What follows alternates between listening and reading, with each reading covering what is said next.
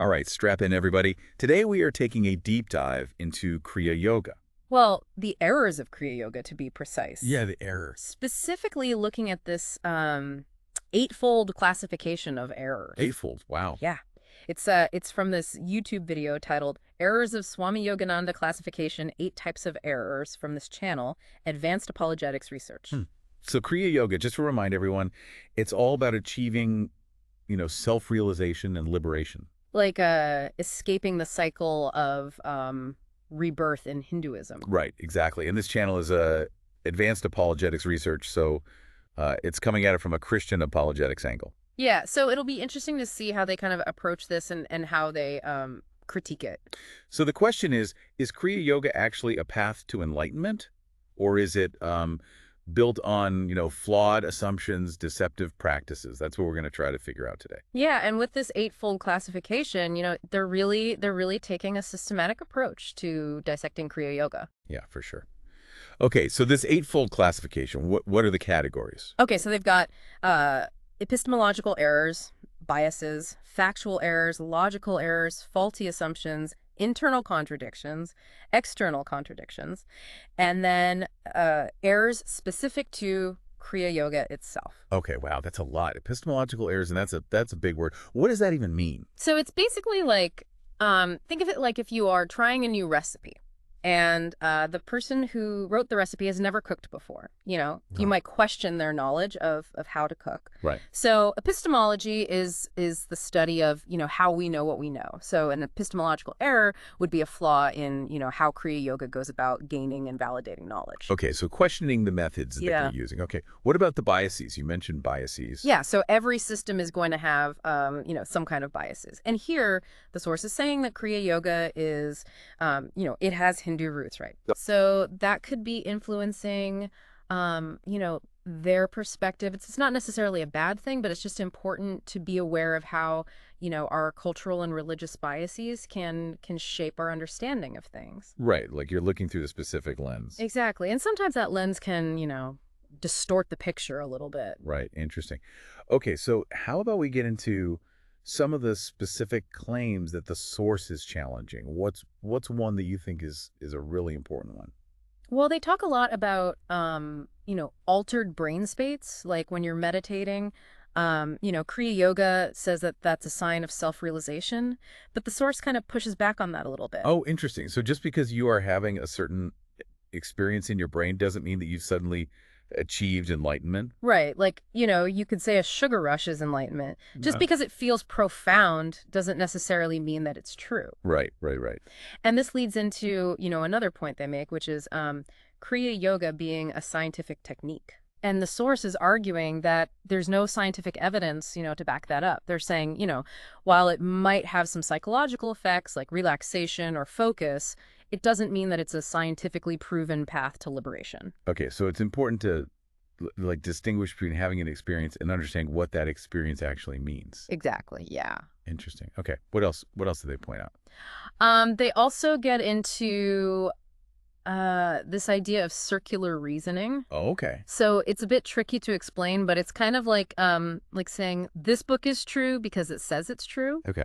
So how that applies to Kriya Yoga is the practice assumes the existence of the very thing it claims to help you achieve. Okay. So, for example, it assumes the reality of karma and rebirth without actually proving them. Oh, okay. So it's like yeah, like building a house on a foundation that might not actually be there. Exactly, yeah. It's taking certain concepts as givens rather than, things to be investigated or potentially questioned.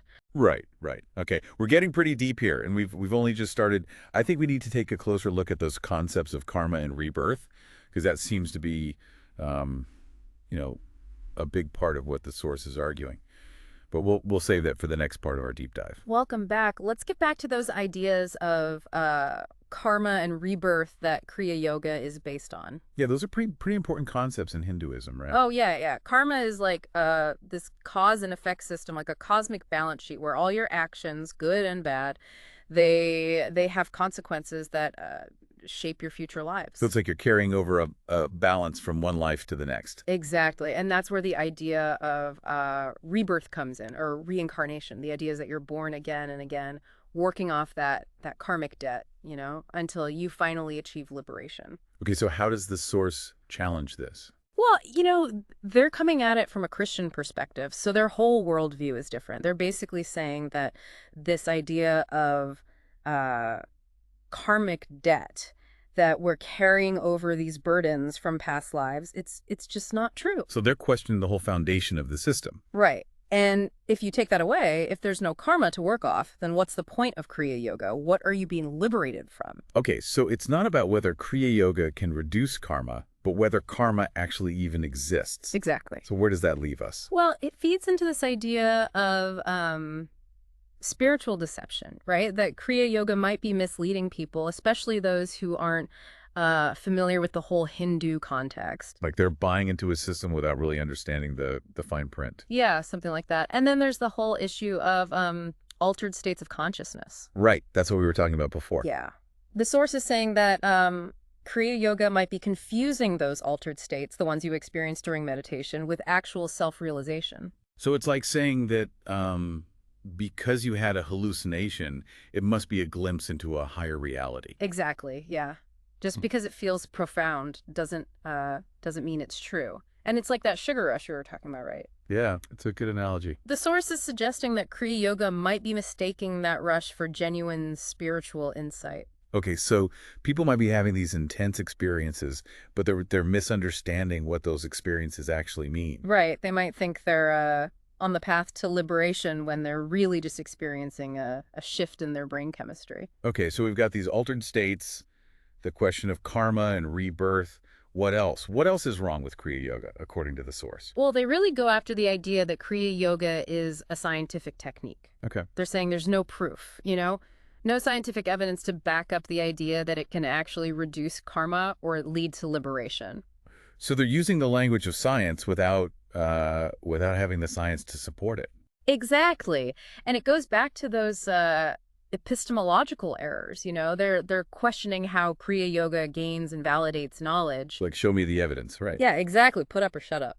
Okay, so we've got that, the question of karma, the altered states, and now this lack of evidence. Mm-hmm. What about those other categories, like the internal and external contradictions? What about those? Those are interesting. That's where they start to look at how Kriya Yoga might contradict itself or maybe clash with the beliefs of other systems. So you're looking for cracks in the system, like where the logic doesn't hold up. Exactly, yeah. But we'll have to get into those next time because we're running out of time for this part. All right, so we're back, and we're ready to tackle these internal and external contradictions in Kriya Yoga. Where do we even start with that? Well, let's take the internal contradictions first. So these are like places where, Kriya Yoga might be contradicting itself. Like the teachings don't quite add up. Okay, so like different parts of the system are saying different things. Yeah. Like it could be different interpretations of the same teachings, or maybe like the theory and the practice don't really match up. Do we have any examples of that? It's tough to say without getting into the nitty-gritty of the teachings, but you can imagine, like one teaching might be about detaching from material possessions, right? But then another one might say, well, financial abundance is a sign of spiritual progress. Right. So it's like money doesn't matter, but also you should try to make a lot of it. Yeah. It's a mixed message. Exactly, yeah. And when you have these internal contradictions, it can, make you question the whole system. Right, yeah. Okay, so that's the internal stuff. What about these external contradictions? Okay, so that's where Kriya Yoga clashes with the beliefs of other systems. And, since the source is coming from a Christian perspective, they're mainly looking at how it contradicts Christian beliefs. So like two different worldviews bumping up against each other. Yeah, like two different maps of the same territory, and they both say they're the right one. Right. Can you give me an example? Well, for Christians, you have one life and then judgment after death. But in Hinduism, you have reincarnation, which is a huge part of Kriya Yoga. Yeah, that's a pretty big difference. It's interesting how those external contradictions can make you think about your own beliefs. Like when something challenges what you believe, it makes you question your own assumptions. Yeah, absolutely. That's why it's so important to, engage with different perspectives. It's not about being right or wrong, but just, trying to understand and think critically about what you believe. Right, yeah. Okay, so we've gone through these 8 types of errors. It's been a lot. What do you think is the most important thing for people to take away from all this? I think the big thing is, don't just take things at face value. The source isn't saying, Kriya Yoga is bad. They're just giving us tools to analyze it, to think for Yeah, ourselves. it's about being critical, doing your own research, and then deciding what makes sense to you.